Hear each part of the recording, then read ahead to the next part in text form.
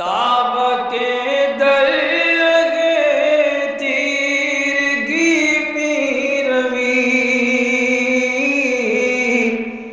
بہر توبہ درائے شباب غوی بشنو از گوش دل مثنوی مانوی در رہے صدق برتا مسمم شوی بشنو از گوش دل مثنوی مانوی در رہے صدق برتا مسمم شوی۔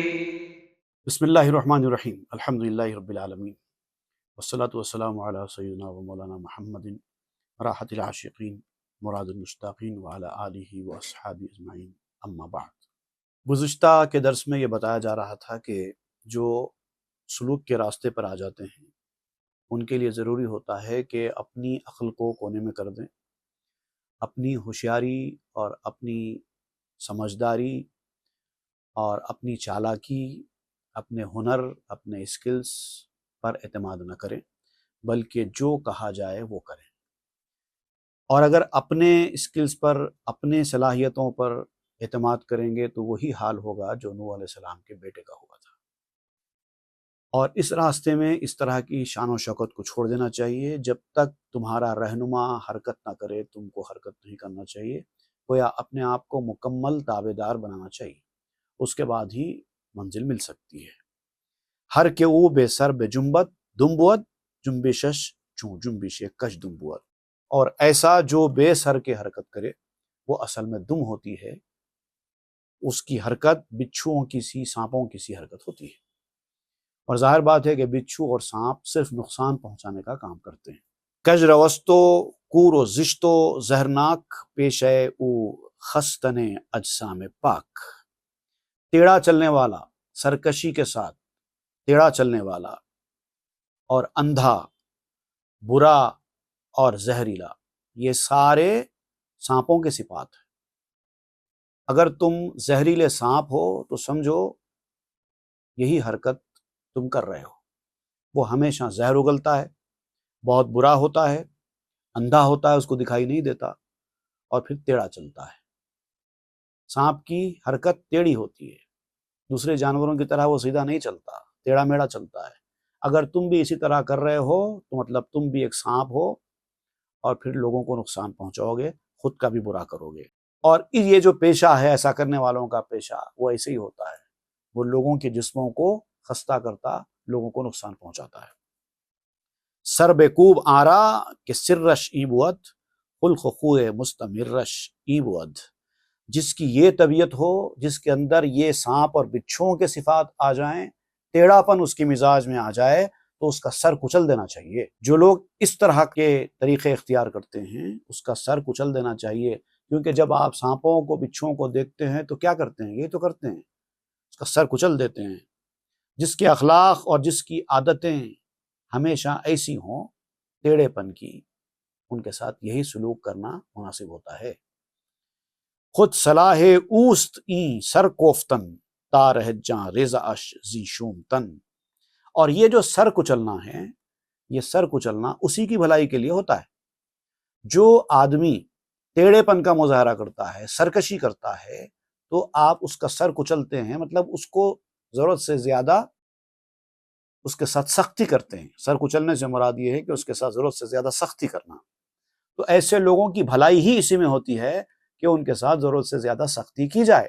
اگر ایسے لوگوں کو ضرورت سے زیادہ سختی نہ کر کے ان کے حال پہ چھوڑ دیا جائے تو وہ تو برباد ہو جاتے ہیں، لوگوں کو بھی نقصان پہنچاتے ہیں۔ کیونکہ یہ جو چیز ہے اس سے چھٹکارا پانا چاہیے۔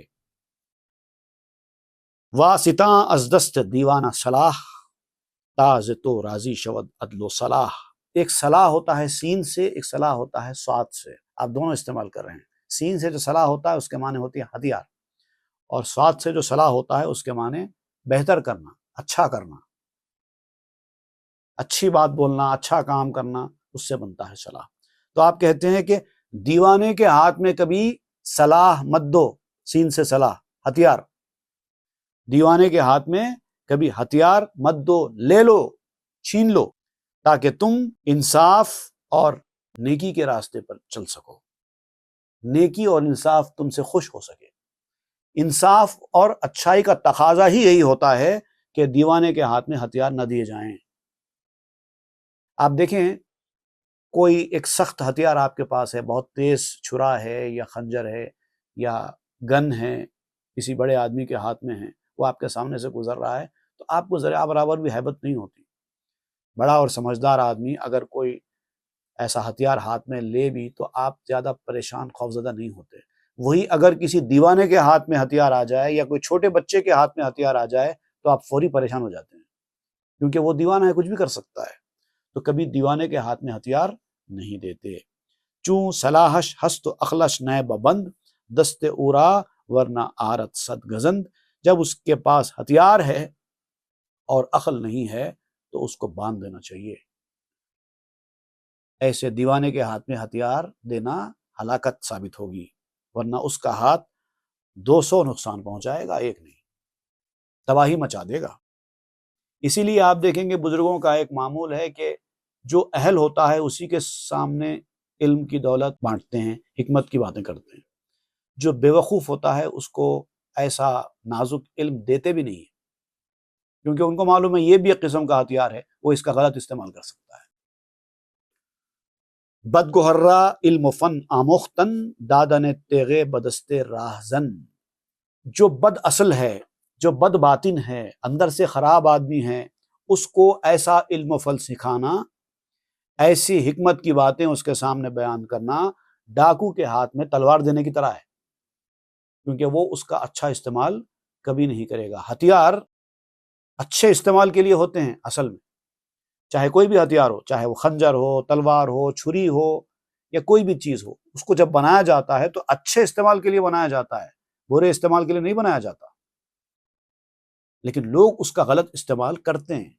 جو بد باطن ہوتے ہیں وہ ہتھیار کو کبھی اچھے استعمال کے لیے نہیں خریدتے، ہمیشہ برے استعمال کے لیے ہی خریدتے ہیں۔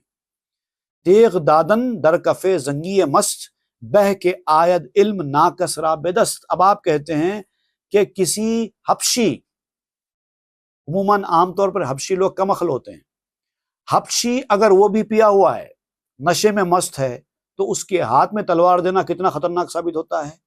لیکن آپ کہتے ہیں کہ ایسے مست حبشی کے ہاتھ میں تلوار دینا اتنا خطرناک نہیں ہے جتنا نااہل کے ہاتھ میں علم دے دینا، اس سے زیادہ خطرناک ہے۔ اہلیت دیکھنا ہوتا ہے۔ جب آپ کسی کو کچھ مقام دے رہے ہیں، کچھ منصب دے رہے ہیں، کچھ سرفرازی کر رہے ہیں، تو یہ چیک کرو کہ وہ اس کا اہل ہے کہ نہیں ہے، ورنہ وہ اس کا غلط استعمال ہی کرے۔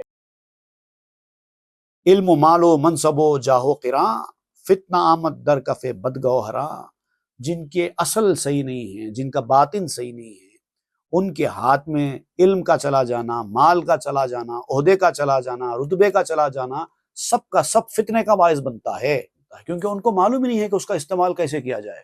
چھوٹے بچے کو کیا پتا کہ چھری کا استعمال کس کام کے لیے کیا جاتا ہے، وہ تو کدھر بھی لگا دیتا ہے۔ تو جو چیز کا استعمال جس کو معلوم ہے اسی کے ہاتھ میں وہ چیز دینا چاہیے، اس سے پہلے نہیں دینا چاہیے۔ پہلے استعمال بتاؤ، اس کو ٹریننگ دو، اس کے بعد ہتھیار اس کے ہاتھ میں دو۔ بس غزازی فرض شد بر مومنا، تا ستاند اسکف مجنو سنا، اسی لیے مومنین کے اوپر جہاد فرض ہوا ہے۔ جہاد جو فرض ہوا ہے اسی لیے فرض ہوا ہے تاکہ پاگلوں کے ہاتھ سے بھالا چھین لیا جائے۔ جو اسپیئر پوائنٹ ہوتا ہے اگر پاگلوں کے ہاتھ میں ہے تو وہ نقصان پہنچاتے ہیں۔ اقتدار اگر بد باطن لوگوں کے پاس چلا جائے، پاور بد باطن لوگوں کے پاس چلا جائے تو وہ ہمیشہ اس کا غلط استعمال ہی کرتے ہیں۔ اسی لیے ان کو اس سے نکالنے کے لیے، ان کے پاس سے پاور کھینچنے کے لیے جہاد ہوتا ہے۔ ورنہ اگر کوئی کافر آپ کے ساتھ برا نہ کرے، اس سے کوئی برائی کا خطرہ نہ ہو، تو اس کے ساتھ جہاد نہیں ہوتا۔ جان او مجنو تنش شمشیر او، واسطاں شمشیر رازی زشت خو، اس کی جان پاگل ہے اور اس کا جسم اس کی تلوار ہے۔ اس کا جسم اس کی تلوار ہے اور اس کی جان ایک پاگل انسان کی جان کی طرح ہے۔ تو اب ایسے میں کیا کرتے ہیں؟ ایسے میں تو تلوار چھین لی جاتی ہے۔ آنچ منصب می کنت با جاہلاں اس فضیحت کہ کنت صد ارسلاں۔ جو منصب کے آداب سے واقف نہیں ہے، جو اس کے اصول اور ضابطے کو جانتا نہیں ہے، جو منصب کس کام کے لیے ہے اور اس پر بیٹھ کر کیا کرنا چاہیے، وہ عہدہ جو اس کو دیا جاتا ہے وہ کس مقصد کے لیے ہے بنایا گیا ہے، اگر اس کو اس کا کوئی علم نہیں ہے تو اس آدمی سے ہونے والی رسوائی 100 شیروں کی بربادی سے زیادہ ہے۔ عیب او مخفی است چون آلت بیافت، مارش السوراخ بر صحرا شتافت۔ کیونکہ اس کا جو عیب ہے، کیونکہ اس سے پہلے بتایا گیا ہر چیز کا ایک عیب بھی ہوتا ہے، اور جو آدمی وہ چیز اختیار کرتا ہے اس کو اس کے فائدوں اور اس کے نقصانات سے واقف ہونا پڑتا ہے۔ جیسے چھری ہے، وہ بہت سارے کاموں میں آتی ہے، انسان باضابطہ اس کو خرید کے لاتا ہے، لیکن اس کا کچھ نقصان بھی ہے، اس کو کیسے استعمال کرنا کیسے استعمال نہیں کرنا سیکھنا پڑتا ہے۔ الیکٹریسٹی ہے، کتنے کام آ رہی ہے آپ کے، لیکن آپ کو معلوم ہونا چاہیے نا کہ اس الیکٹریسٹی کا کیسے استعمال کریں۔ اگر آپ نے 440 والٹس کی بجلی کے وائر کو بد احتیاطی کے ساتھ پکڑ لیا تو آپ کو معلوم ہے کیا ہوتا ہے۔ تو اگر کسی کو اس کی شدت کا علم نہیں ہے، وہ جانتا نہ ہو، تو کیا اس کو الیکٹریشین بنایا جا سکتا ہے؟ تو ہر چیز کا ایک عیب ہوتا ہے، ایک لیمیٹیشنز ہوتے ہیں، اس کو جاننا، اس کے بعد ہی وہ آلہ اس کے ہاتھ میں دینا چاہیے۔ تو جس کا عیب پوشیدہ ہے، تو جب اس نے وہ ذریعہ حاصل کر لیا جانے بغیر کہ اس کے فائدے کیا ہے، نقصانات کیا ہے، اس کو کیسے چلایا جاتا ہے، وہ جانے بغیر اگر اس نے وہ ہتھیار حاصل کر لیا تو اس کا وہ ہتھیار حاصل کرنا بالکل ایسے ہی ہے جیسے سانپ بل میں سے باہر نکل گیا۔ اب پتہ نہیں وہ کیا کیا تباہی مچائے گا، کس کس کو ڈسے گا۔ جملہ صحرا مارو کشدم پرشوت، چونکہ جاہل شاہ حکم مرشوت۔ تمام جنگل سانپوں اور بچھوؤں سے بھر جائیں گے اس کے بعد۔ اگر وہ نکل گیا تو پھر اس کے جو متبعین ہے، اس کے جو چاہنے والے، اس کے جو فینس ہیں، اس کو جو اپنا پیشوا بنا کے پیچھے پیچھے نکل رہے ہیں، سب ویسے ہی ہوں گے، اور پھر جنگل بھر جائے گا ایسے لوگوں سے۔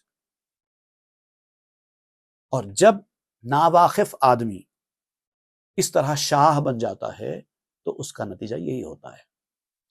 مال و منصب نا کسے کارت بدست، طالب رسوائی یہ خیش و شدست۔ نا اہل آدمی جو اس منصب کا اہل نہیں ہے، ابھی اس منصب کے قابل نہیں بنا ہے، وہ اگر منصب پہ بیٹھتا ہے اور مال و عہدہ حاصل کرتا ہے تو اپنی رسوائی کا سبب بنتا ہے، ایک نہ ایک دن اس کی رسوائی ہوتی ہے۔ مال و منصب ناکسے کارت بدست، طالب رسوائی یہ خیش و شدست۔ یا کنت بخلو عطاہا کم دہت، یا سخا آرت بنا موز نہت۔ یا تو وہ بخالت اور کنجوسی کا مظاہرہ کرے گا۔ اگر کوئی نااہل حکومت کے منصب پر بیٹھ جائے، اقتدار کی کرسی پر بیٹھ جائے، اب وہ اہل تو ہے نہیں، اس کو پتہ تو نہیں ہے، تو لہٰذا یا تو وہ بخالت اور کنجوسی کا مظاہرہ کرے گا، خزانے میں سے پیسہ ہی نہیں نکالے گا، یا پھر دینا شروع کرے گا، سخاوت کرے گا تو بے موقع کرے گا۔ کس کو دینا، کب دینا، کتنا دینا، اس کو کچھ پتہ ہی نہیں ہے۔ یا تو خزانہ نکالے گا ہی نہیں، بند ہی رکھے گا، یا تو جب خزانہ کھولے گا تو بے موقع اور غیر مناسب لوگوں کو دیتا چلا جائے گا، کیونکہ اس کو پتہ ہی نہیں ہے کس کو دینا ہے، کب دینا ہے، کتنا دینا ہے۔ شاہ را در خانہ بے زخم نہد، این چنی باشد عطا کہمخ دہد۔ شاہ مزاج کے لوگوں کو لے آ کر قید خانے میں ڈال دے گا، اور جو چاپلوس قسم کے لوگ ہیں، جو احمق ہیں، ان کو نوازشوں سے مالا مال کرے گا، کیونکہ اس کو پتہ ہی نہیں ہے کس کو انعامات دینا ہے، کس کو خلعتیں دینا ہے، کس کو جیل میں ڈالنا ہے، پتہ ہی نہیں ہے۔ مجرموں کو انعامات اور خلعتیں عطا کرے گا، اور جو شریف لوگ ہیں ان کو جیلوں میں ڈالے گا، یہی کام کرے گا کیونکہ اس کو پتہ ہی نہیں ہے۔ حکم چوں دردست گمراہ فتاد، جاہ می پنداش جر چاہے فتاد۔ جب حکم کسی ایسے آدمی کے ہاتھ میں آ جائے جو راستہ جاننے والا بھی نہیں ہے اور راستہ جو صحیح ہے اس راستے پر چلنے والا بھی نہیں ہے، کیونکہ اس کو پتہ ہی نہیں۔ جب وہ جانتا ہی نہ ہو اچھا راستہ تو چلے گا کیسے؟ ظاہر بات ہے گمراہ ہو جائے گا۔ تو جب کسی گمراہ کے ہاتھ میں اقتدار آ جاتا ہے، پاور آ جاتا ہے، اور تو کیا کرتا ہے، وہ اس کو اپنا رتبہ سمجھتا ہے۔ اگر کسی نادان کے ہاتھ میں پاور آ جائے، کرسی آ جائے، تو وہ سمجھتا ہے یہ کرسی پہ مجھے جو بٹھایا گیا ہے میں اس کا اہل ہوں، مجھے یہ رتبہ حاصل ہو گیا ہے۔ جب یہ سمجھنے لگتا ہے تو کنویں میں گر جاتا ہے۔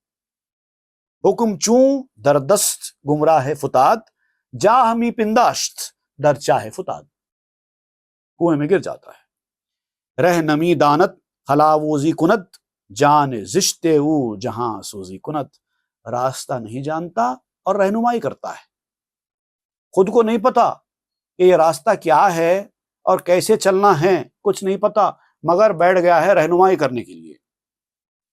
تو آپ فرماتے ہیں جان زشت او جہاں سوزی کند، اس کی یہ جان لوگوں کی بھلائی کا کام تو نہیں کرتی، دنیا کو پھونک دیتی ہے۔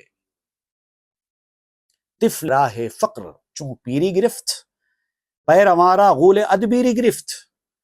جب اس راہ فقر میں، اس طریقت کے میدان میں جب بچہ پیر بن جاتا ہے تو اس کے پیروکاروں کو نحوست کا بھوت آ کے پکڑ لیتا ہے کہ بیا تا ماہ بنما یم ترا، ماہ را ہرگز ندیداں بے ضیا، اور وہ اپنے پیروکاروں کو کہنے لگتا ہے آؤ میں تمہیں چاند دکھاؤں، میں تمہیں چاند دکھاؤں گا، آؤ کہنے لگتا ہے۔ ماہرا ہرگز ندیداں بے ضیا، جبکہ اصل معاملہ یہ ہوتا ہے اس بے نور نے خود کبھی چاند کو نہیں دیکھا ہے۔ جو خود کبھی چاند کو نہیں دیکھا ہے وہ تم کو چاند کیا دکھائے گا؟ چوں نمائی چوں ندی دستی بے عمر، عکس مہ در آب ہم اے خام غمر، وہ تجھے چاند کیسے دکھائے گا جبکہ اس نے تمام عمر کبھی چاند دیکھا ہی نہیں ہے کچے نادان، چاند دیکھنا تو بہت دور کی بات ہے، تو نے پانی میں چاند کا عکس بھی نہیں دیکھا ہے، تو نے پانی میں کبھی چاند کا عکس بھی نہیں دیکھا اور لوگوں کو چاند دکھانے کی بات کرتا ہے۔ احمقاں سرور شدستندوز بیم، عاقلاں سرہا کشیدہ درگلیم۔ یہ بے وقوف سردار جب منصب کی کرسی پر بیٹھ جاتے ہیں اور اقتدار اپنے ہاتھ میں لے لیتے ہیں، پاور اپنے ہاتھ میں لے لیتے ہیں اور اپنی مرضی سے حکومت چلانے لگتے ہیں، اور جو اصل عقل مند ہوتے ہیں ان کے ہاتھ میں سے پاور جب کھینچ لیا جاتا ہے تو وہ سمجھ جاتے ہیں کہ اب ہمارا کچھ چلنے والا نہیں ہے، لہٰذا وہ گدڑی میں منہ چھپا کر وہاں سے نکل جاتے ہیں، کہہ دیتے ہیں کہ اب ہم کیا کریں گے، ہم کچھ نہیں کر سکتے، لہٰذا وہ منہ چھپا کر خلوت نشینی، گوشہ نشینی اختیار کر لیتے ہیں۔ اس کا ذکر کرتے ہوئے یہاں پر آپ سورہ مزمل کے جو شان نزول ہے اس کے حوالے سے بات کر رہے ہیں کہ اصل جو شان نزول بیان کیا جاتا ہے سورہ مزمل کا وہ یہ ہے کہ حضور صلی اللہ علیہ وسلم نے غار حرا میں جب پہلی وحی نازل ہوئی تو اس وحی کی شدت سے جب آپ کے اوپر ایک عجیب و غریب حالت طاری ہوئی، کپ کپانے لگے، تو آپ گھر کو آ گئے، کمرے میں بیٹھ کر آپ نے چادر اوڑھ لی۔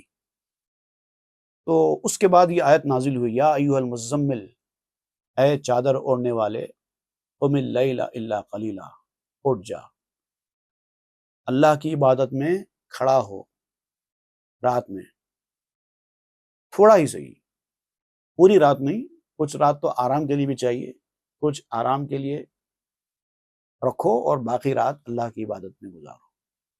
تو اس حوالے سے مولانا روم کہتے ہیں کہ اس کی ایک دوسری تفسیر بھی ہے، جو صوفیانہ تفسیر ہے، وہ یہ ہے کہ حضور صلی اللہ علیہ وسلم نے غار حرا کی وحی کی شدت کی وجہ سے چادر نہیں اوڑھی تھی، بلکہ آپ نے کفار قریش کے پاس جب دین اسلام پیش کیا تو ان لوگوں کی جو نافرمانیوں کا انداز تھا، جس طرح کا رویہ تھا، اس رویے سے تنگ آ کر آپ نے چادر اوڑھ لی تھی آ کر۔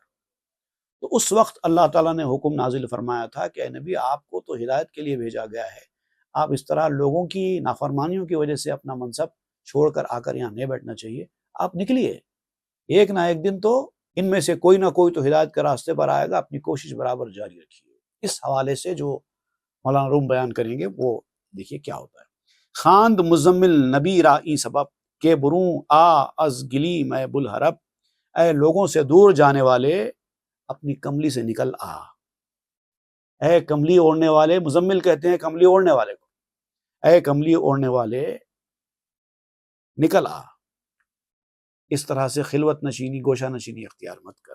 سر مکن اندر گلیم و رو مپوش، کہ جہاں جس میں سرگرداں تو ہوش. کملی کے اندر سر چھپا کر مت بیٹھ اے کملی اوڑھنے والے. دنیا ایک پریشان جسم ہے، یقیناً دنیا میں ایسے ہی ہوگا کیونکہ وہ پریشان جسم ہے، لیکن تو سراپا ہوش ہے. لوگوں کی وجہ سے تجھے اپنا منصب چھوڑ کر نہیں جانا ہے. ہی مشو پنہاں ز ننگے مدعی، کہ تو داری شمع وہی شاہ شاہی. یہ دعویٰ کرنے والے اور یہ آپ کی باتوں کا انکار کرنے والے، ان لوگوں کی بات سے شرمندگی کی طرح شرمندگی اختیار کرتے ہوئے آپ کو چھپنے کی بالکل ضرورت نہیں ہے. آپ کے پاس تو وحی کا نور ہے، چمکنے والی وحی کا نور ہے، ایسی بڑی طاقت ہے، آپ اس کو لے کے نکلیے. اگر یہ لوگ آپ کی باتوں کو نہیں مانتے، یہ لوگ آپ کے ساتھ اچھا سلوک نہیں کرتے جیسے کہ آپ کے ساتھ کرنا چاہیے، تو کوئی بات نہیں، آپ کے پاس جو وحی کا نور ہے اس نور کے سہارے سے نکلیے، پھر دیکھیے کون غالب آتا ہے. ہی قم اللیلا کہ شمعی اے ہمام، شمع دائم شب بود اندر قیام. اے ہمام، اے عالی ہمت والے، اے بلند ہمت والے نبی، تجھے کھڑا ہونا چاہیے رات کو ہمارے حضور، کیونکہ تو شمع ہے. شمع تو رات بھر چلتی رہتی ہے، شمع رات میں بجھتی نہیں ہے، وہ تو ہمیشہ کھڑی رہتی ہے. اب کوئی اس سے روشنی حاصل کرے نہ کرے، شمع کو اس سے کیا واسطہ، اس کا کام تو جلنا ہے، وہ جلتی رہتی ہے. بے فروغت روز روشن ہم شبست، بے پناہت شیر اسیر ارنبست. اگر تیری روشنی نہ ہو تو روشن دن بھی رات کی طرح ہے، اس شمع کو تو جلنا ہی ہے. آپ کی پناہ اگر حاصل نہ ہو تو شیر بھی ارنب کے ہاتھ میں قیدی ہو جائے گا. ارنب کہتے ہیں خرگوش کو، جو شیر صفت لوگ ہوتے ہیں وہ بھی جا کے ارنب کے ہاتھ میں قیدی بن جائیں گے. باش کشتی باں دری بحر صفا، کہ تو نوح ثانی اے مصطفیٰ. یہ ایک بحر صفا ہے، لوگوں کی صفائی کے لیے قائم کیا گیا ایک سمندر ہے. اس میں لوگ غوطہ لگائیں گے اور صاف ہو کر نکلیں گے. اس سمندر کے آپ ملاح ہیں، کشتی چلانے والے ہیں. اے مصطفیٰ، آپ ایسے لوگوں کی باتوں سے دل برداشتہ ہو کر، رنجیدہ ہو کر ایسے نہیں چھپنا ہے. آپ کو آنا ہے، سامنے آنا ہے، کیونکہ آپ بھی دوسرے نوح ہیں، اس زمانے کے آپ نوح ہیں. رہ شناس می بباید بالو باب، ہر رہے را خاصا اندر راہ آپ. عقل مند راہ کو پہچاننے والا درکار ہے آج، اور خصوصاً پانی کے راستے کے لیے. وَكَانَ عَرْشُهُ عَلَى الْمَاءِ، اس کا عرش پانی پر ہے. اس پانی کے راستے کے لیے ایک ایسا رہنما چاہیے جو لوگوں کی دل جمعی کے ساتھ ان کی سرپرستی کرتے ہوئے ان کی رہنمائی کرے. خیز و بنگر کاروانے رہزدے، ہر طرف غول است کشتی ماشدے. اٹھیے اور لٹے ہوئے قافلے کو دیکھیے. انسانوں کا قافلہ لٹ گیا ہے، بہت بری حالت ہے انسانیت کی. آپ کو اٹھنا ہی چاہیے. ہر طرف اس وقت شیطان کشتی چلانے والا بنا ہوا ہے، ملاح بنا ہوا ہے. اب یہ شیطان کو اس کشتی چلانے کے منصب سے ہٹا کر آپ کو یہ کام کرنا ہے. خضر وقتی غوث ہر کشتی توئی، ہم چروح اللہ مکن تنہا روی. آپ اس وقت کے خضر ہیں، خضر زمانہ ہیں، اور ہر کشتی کے آپ غوث ہیں، مددگار ہیں. آپ کو اب سنبھالنا چاہیے. ہدایت اور رہنمائی کا یہ منصب اب آپ کو اپنے ہاتھ میں لینا چاہیے، کیونکہ آپ کے پاس وہ نور ہے جو سب سے طاقتور ہے، وہ ہے وحی کا نور. آپ حضرت عیسیٰ علیہ السلام کی طرح تنہا روی اختیار مت کیجیے. عیسیٰ علیہ السلام چھپ گئے، لیکن آپ کو ایسا نہیں چھپنا ہے. پیش ای جمع چو شمع آسماں، انقطاع و خلوتاری راب ماں. اس مجمع کے آگے اگر کوئی شمع ہے آسمانی شمع تو وہ آپ ہی ہیں۔ اگر کسی کو کچھ رہنمائی کی اب امید ہے، نجات کی امید ہے، تو وہ آپ سے ہی ہے۔ اب آپ کو لوگوں کو چھوڑ کر جا کر چھپ جانا یہ آپ کے لیے اب مناسب نہیں ہے۔ یہ خلوت نشینی اور لوگوں سے کٹنے والا طریقہ یہ آپ چھوڑ دیجئے، لوگوں کے بیچ میں آئیے۔ اب یہاں سے کام شروع ہونے والا ہے۔ وقت خلوت نیس اندر جمع آئی، اے خدا چون کوہ خاف و تو ہمائی۔ یہ گوشہ نشینی کا، لوگوں سے دور بھاگنے کا وقت نہیں ہے، مجمع میں آئیے۔ اے وہ ذات کہ جو ہدایت کے کوہ خاف ہے اور آپ اس کے اوپر اڑنے والے ہما ہیں، پرندے۔ اب یہاں پر حضور صلی اللہ علیہ وسلم کی کچھ صفات بیان ہو رہے ہیں اور آپ کی شان کے کچھ اہم جلوے دکھائے جا رہے ہیں، وہ انشاءاللہ ہم آئندہ کے درس میں پڑھیں گے۔ صلی اللہ تعالی علی خیر خلق سیدنا محمد و آلہ وسلم والحمد للہ رب العالمین۔ تاب کے درگے تیرگی می روی، بہر توبہ درائے شباب نبی، بشنو از گوش دل مثنوی مانوی، در لہے صدق برتا مصمم شوی، بشنو از گوش